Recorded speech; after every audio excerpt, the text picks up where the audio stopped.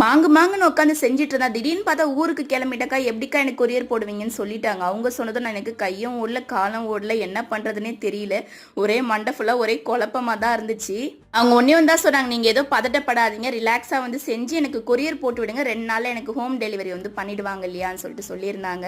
இவங்க வந்து பாண்டிச்சேரி தான், பாண்டிச்சேரினால உடனே செஞ்சு கொடுத்துலாம், சூடாவே ரெடி பண்ணி தரலாம்னு சொல்லிட்டு நான் செய்ய ஸ்டார்ட் பண்ணேன். நம்ம நேரம் நமக்கு ஏற்ற மாதிரி மாறிடும், நம்ம நேரத்துக்கு ஏற்ற மாதிரி மாறிடணும் இல்லையா, அதனால ரிலாக்ஸா வந்து பண்ணி கொடுக்குறேன்னு சொல்லிட்டு எல்லாத்தையும் பஸ்ல தான் கொடுத்து அனுப்ப போறேன். ஒரு 3 கிலோ கிட்ட வந்து தம் ரூட் மட்டும் வந்து கேட்டிருக்காங்க. ஆனால் என்ன ஒன்று, அவங்க கொஞ்ச நேரம் இருந்திருந்தாலும் எல்லாத்தையும் பேக் பண்ணி அப்பயே கொடுத்து அனுப்பேன். அப்பயே அவங்க காரில் போயிருப்பாங்க, இருந்தாலும் ஓகே பஸ்ஸில் வந்து கொடுத்து அனுப்பிடலாம் சொல்லிட்டு எல்லாத்தையும் ரெடி பண்ணிட்டு இருக்கேன். 2 மணி நேரத்துலேயே வந்து பஸ் அங்கே ரீச் ஆகிடும். அவங்க போய் வாங்கிக்கிறேன்னு சொல்லிட்டாங்க. அவங்க ஊரில் எந்த பஸ் ஸ்டாண்ட் இருக்கோ அந்த பஸ்ஸில் வந்து கொடுத்து அனுப்புறேன்னு சொல்லியிருக்கேன்.